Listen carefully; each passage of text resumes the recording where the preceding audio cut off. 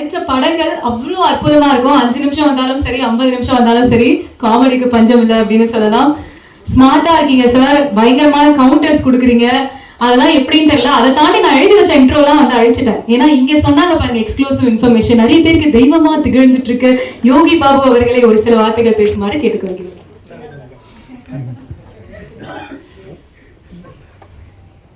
எல்லாருக்கும் வணக்கம். இந்த படத்தில் வாய்ப்பு எனக்கு கொடுத்ததுக்கு முதல்ல ப்ரொடியூசர் ரமேஷ் சார் அவங்களுக்கு நான் ரொம்ப நன்றி தெரிவிச்சுக்கிறேன்.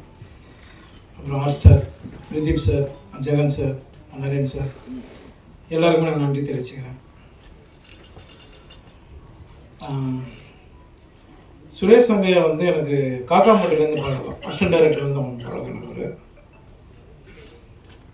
இப்போ சொன்ன மாதிரி கடாயின் கருணை படம் வந்து சுரேஷ் சங்கையா முதல்ல எனக்கு கதை சொன்னார் அந்த படத்தை. அப்போ நம்ம கொஞ்சம் பயந்தோம், ஏன்னா சரி நம்ம காமெடிலாம் போயிட்டுருக்கோம் அதில் அப்படின்னு. ஆனால் நல்ல கதை அப்படின்னு அதில் ஒரு கேரக்டர் சொன்னாங்க, அதாவது பண்ணலாம். நான் அந்த டைமில் கூப்பிடும்போது என்னால் போக முடியாமல் போயிடுச்சு, சில இடங்கள் கமிட்மெண்ட்டில். அது ட்ராப் ஆனதுனால நான் நடிக்க முடியாதனால ஒரு வேளை சுரேஷ் சங்கையா வச்சு ஹீரோவை பண்ணணும்னு முடிவு பண்ணது எனக்கு வந்து பெரிய பாக்கியம் நினைக்கிறேன். ரொம்ப லைவான டைரக்டர். நான் மணிகண்டன் சார் அப்பப்போ சொல்லுவார், காக்காமட்ட டைரக்டர் அப்பப்போ சொல்லுவார், மட்டும் நிறைய விஷயம் லைவாக நிறைய சொல்லுவான் அப்படின்னு. கடைசியாக நாங்கள் ஷூட்டிங் பண்ணிட்டு இருக்கும்போது ஒரு முறை எல்லா இந்த ஆர்டிஸ்ட்டுங்க நிறைய ஆர்டிஸ்ட்டுங்க எல்லாரையும் வந்து உட்காரிச்சு டிராக்டர்லேருந்து தள்ளிட்டு இருக்கான். நான் சும்மா ஜென்ரலாக பேசிட்டுருவேன், என்னப்பா பண்ணிட்டு இருக்கான்னு பார்த்தா டிராக்டர்லேருந்து எல்லாம் கீழே வந்துட்டான். ஏய் என்ன பண்ணிட்டு லைவாக இருந்தால் தான் நான் சூப்பராக இருக்கும் அப்படின்னா, அதுக்காக என்னடா எல்லோரும் கீழே மண்ணு கொட்டுற மாரி கொட்டிகிட்டு இருக்கேன் அப்படின்னு. எல்லா விஷயமும் லைவாக பண்ணி ஒரு விஷயமும் இந்த படத்தை பெரிய அளவில் கொண்டு வந்தது சுரேஷ் சங்கையா. ஷார்ட் எடுத்துன்னே இருப்போம், கேமராமேன் வந்து சார் வந்து ஃப்ரேம் செட் பண்ணுற கேப்பில் ஆனால் இன்னொரு கதை இருக்குண்ணா அப்படின்னு, என்னப்பா அப்படின்னு, இதே முடியல போகணும் அப்படின்னு கேளு அப்படின்னு அந்த 15 நிமிஷத்தில் ஒரு கதை சொல்லியிருக்காப்ல என்கிட்ட. அடுத்த படம் தான் பண்ணுறோம், ரமேஷ் சார் கிட்டே போய் போட்டுருவோம் போயிட்டு அப்படின்னு. அப்படி நல்ல டைரக்டர் மிஸ் பண்ணிட்டோம். கருப்பணியப்பன் சாருக்கு நான் ரொம்ப நன்றி தெரிவிச்சுக்கிறேன் சார். ஏன்னா எனக்கும் அவருக்கு ஒரு பெண்டிங் இருக்குது, சீக்கிரம் அதை சந்திச்சலாம் சார். ஜெகன் சார், உங்களோட நான் யாரோட சிறப்பாக கணப்படம் பண்ணேன். அன்றைக்கி அவர் சொன்னது உண்மைதான், ஆனால் அது எப்படி சொல்கிறது சார், நான் வந்து உங்களை வந்து அண்ணனா பார்த்தேன் சார், அவ்வளோதான் சார். அப்புறம் நெல்சன் சார் சொன்னார், சீக்கிரம் அசிஸ்டன்ட் டைரக்டர் நிறைய வாய்ப்பு கொடுங்கன்னு. நான் நிறைய பேர் கொடுத்துருக்கேன் சார். சுரேஷ் சங்கையா அசிஸ்டண்ட்டு 5 பேர் எனக்கு கதை சொல்லியிருக்காங்க. அதோட பேர்லாம் சொல்லாதீங்க, யார் பார்த்தீங்க ஒன்றும் சொல்லக்கூடாதுல்ல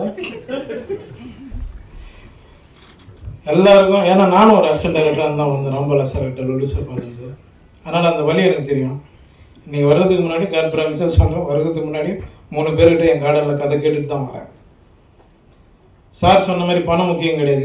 இதே பரணி ஸ்டுடியோவில் ஏவிஎம்லாம் வந்து ஒரு டைலாக் 2 டைலாக் பேசுறதுக்கு ரோட்டில் நின்று இருக்கேன்.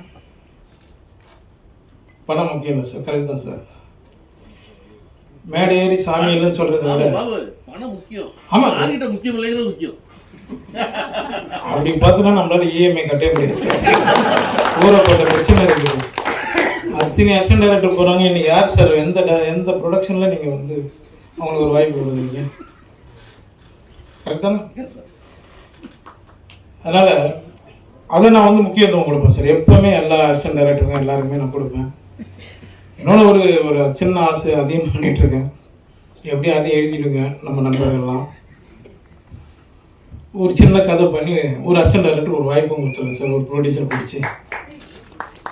அதுக்கு யார் சொல்கிறாங்க, அது எப்படி இது பண்ணுறாங்க.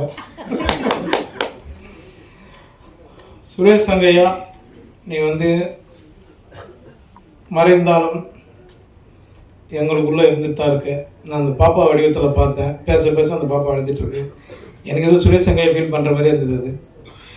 அது அப்புறம் நான் வந்து கடைசியாக வந்து குழந்தை பிறந்ததுக்கு அப்புறம் தான் இதுவானாப்புல. நான் அந்த குழந்தைக்கு ஒரு இது பண்ணுறேன்னு சொல்லி நான் அசிஸ்டன்ட் டாக்டர் எல்லோரும் அந்த ஃபங்க்ஷனில் சொல்லியிருந்தேன். இப்போ அதை நான் பண்ணி ஆகணும். ஏன்னா அவங்கள மேடம் இப்போ தான் பார்க்குறாங்க ஒய்ஃப் நேரில். அது உங்கள் முன்னாடியே நான் பண்ணிடலான்னு இருக்கேன். பண்ணலாமா சொல்லுங்கள்.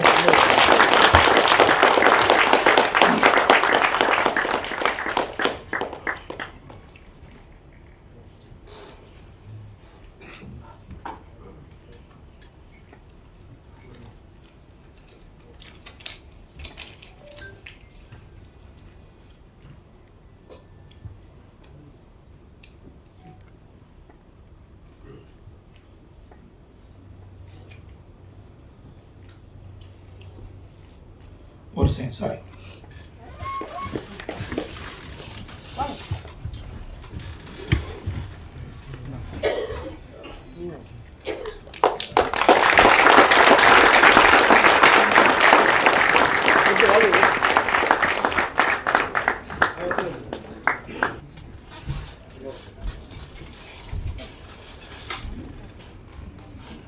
ஒன்றும் இல்லை, வாங்க, யார் ஒன்றாலும் வாங்க, நான் படம் பண்ணுறேன்.